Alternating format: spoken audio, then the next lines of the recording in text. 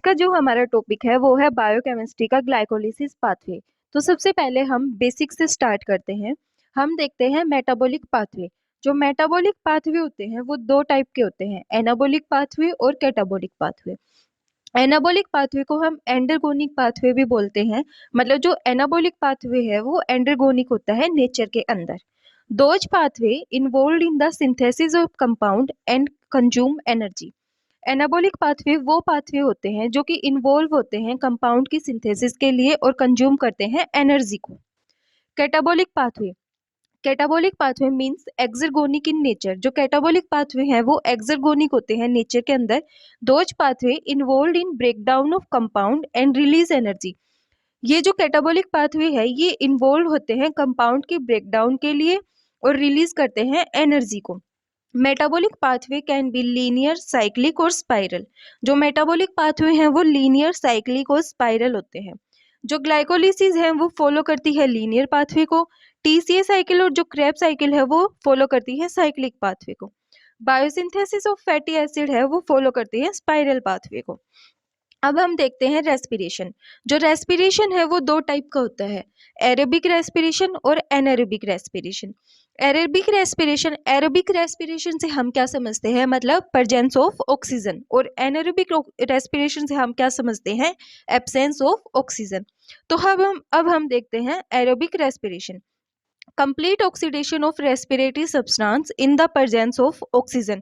Aerobic respiration वो होता है जिसके अंदर जो रेस्पिरेटरी सब्सटेंस हैं उनकी कंप्लीट ऑक्सीडेशन हो जाती है in the presence of oxygen. anaerobic respiration, anaerobic respiration means incomplete oxidation of respiratory substance in absence of oxygen। जो एनारोबिक रेस्पिरेशन है, एनारोबिक रेस्पिरेशन वो होता है जिसके अंदर इनकम्प्लीट ऑक्सीडेशन होती है रेस्पिरेटरी सब्सटेंस की इन एब्सेंस ऑफ ऑक्सीजन। जो फ्यू मेटाबॉलिक पाथवे हैं वो फॉलो करते हैं एरोबिक रेस्पिरेशन को, that are categorised into three categories. इनको हमने कैटेगराइज करा तीन कैटेगरी के अंदर, ग्लाइकोलिसिस, टीसीए और क्रेब्स साइकिल और ऑक्सीडेटिव फॉस्फोराइलेशन। लेकिन जो एक्सेप्शन है, जो ग्लाइकोलिसिस और जो ग्लाइकोलिसिस है वो एरोबिक और एनारोबिक दोनों कंडीशंस को फॉलो करती हैं। अब हम देखते हैं जो ग्लाइकोलिसिस, टीसीए और ऑक्सीडेटिव फॉस्फोराइलेशन की यूकैरियोट और प्रोकैरियोट के अंदर लोकेशन कौन कौन सी होती है। इन यूकैरियोट्स, मतलब यूकैरियोट्स के केस में जो ग्लाइकोलिसिस है वो साइटोसोल के अंदर होती है, और जो प्रोकैरियोट्स के केस में जो ग्लाइकोलिसिस है वो साइटोसोल के अंदर ही होती है। टीसीए मतलब जो क्रेब्स साइकिल है, यूकैरियोट्स के केस में माइटोकॉन्ड्रियल मैट्रिक्स के अंदर होती है और प्रोकैरियोट्स के केस में साइटोसोल के अंदर होती है। जो ऑक्सीडेटिव फॉस्फोराइलेशन है, यूकैरियोट्स के केस में इनर माइटोकॉन्ड्रियल मैट्रिक्स के अंदर होती है और प्रोकैरियोट्स के केस में प्लाज्मा मेम्ब्रेन के अंदर ग्लाइकोलिसिस। ग्लाइकोलिसिस को हम एम्डन मेयरहोफ पाथवे भी बोलते हैं। जो ग्लाइकोलिसिस है वो दो वर्ड से मिलके बना हुआ है, glyco plus lysis. Glyco means glucose molecule, lysis means breakdown. इसका मतलब है breakdown of glucose molecule. Glycolysis occur in cytosol of all cells. जो ग्लाइकोलिसिस है वो साइटोसोल के अंदर होती है। Glycolysis present in both aerobic and anaerobic respiration. जो ग्लाइकोलिसिस है वो एरोबिक और एनारोबिक रेस्पिरेशन दोनों के अंदर प्रेजेंट होती है। Glycolysis is catabolic process. जो ग्लाइकोलिसिस है वो एक कैटाबॉलिक प्रोसेस है। Total 10 steps are present in glycolysis pathway. जो ग्लाइकोलिसिस पाथवे है वो 10 स्टेप्स के अंदर पूरा होता है। Out of 10, 1, 3rd and 10th, जो फर्स्ट, थर्ड और 10th स्टेप है वो स्टेप इरिवर्सिबल स्टेप्स हैं। इरिवर्सिबल मतलब जैसे कि हमें पता है रिएक्टेंट को हम प्रोडक्ट के अंदर कन्वर्ट करते हैं। जो रिएक्टेंट एक बार प्रोडक्ट के अंदर कन्वर्ट हो चुका तो प्रोडक्ट रिएक्टेंट के अंदर कन्वर्ट नहीं होगा, उस प्रोसेस को हम इरिवर्सिबल प्रोसेस बोलते हैं। बाकी जितने भी स्टेप्स बच गए वो प्रोसेस रिवर्सिबल प्रोसेस होते हैं। रिवर्सिबल मतलब एक बार जब रिएक्टेंट प्रोडक्ट के अंदर कन्वर्ट हुआ तो प्रोडक्ट दोबारा से रिएक्टेंट के अंदर कन्वर्ट हो सकता है, उस प्रोसेस को हम रिवर्सिबल प्रोसेस बोलते हैं। Glycolysis is divided into two phases. जो ग्लाइकोलिसिस है उसको हम डिवाइड करते हैं दो फेजेस के अंदर, energy investment phase, energy yielding phase. जो एनर्जी इन्वेस्टमेंट फेज है उसको हम प्रिपेरेटिव फेज भी बोलते हैं। ये स्टेप 1 से लेके 5 तक होती है। एनर्जी यील्डिंग फेज, इसको हम पे ऑफ फेज या फिर एनर्जी जनरेशन फेज भी बोलते हैं।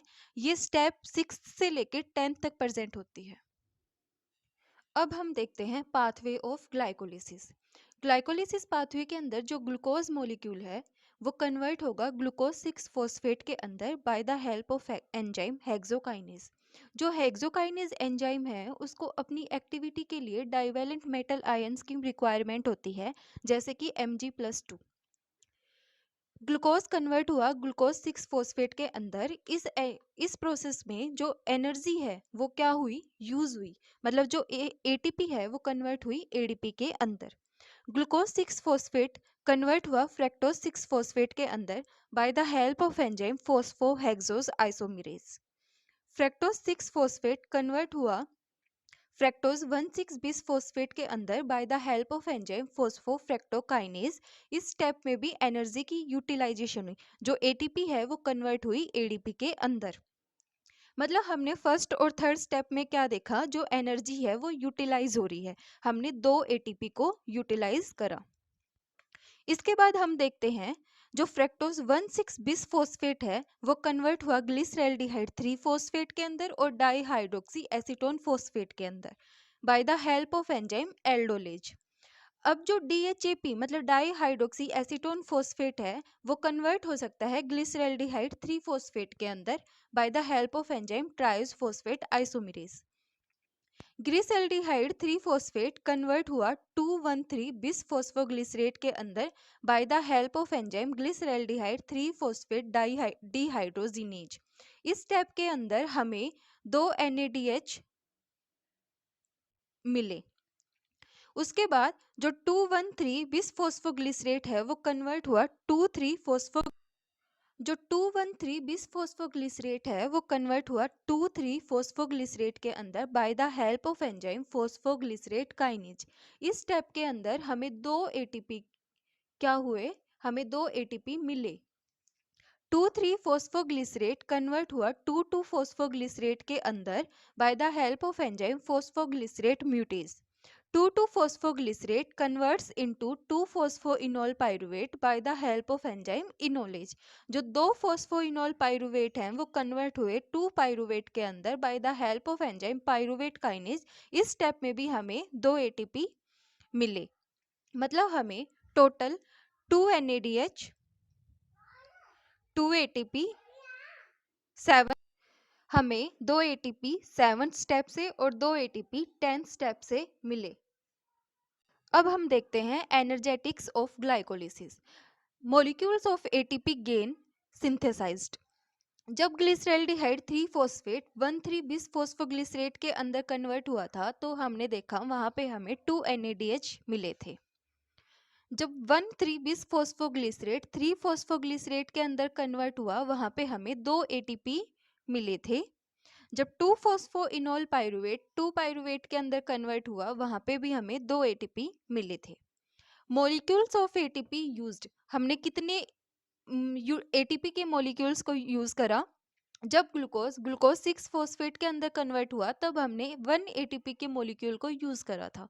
जब fructose 6 phosphate fructose 1,6 bis phosphate के अंदर कन्वर्ट हुआ वहां पे भी हमने एक ATP के मॉलिक्यूल को यूटिलाइज किया था।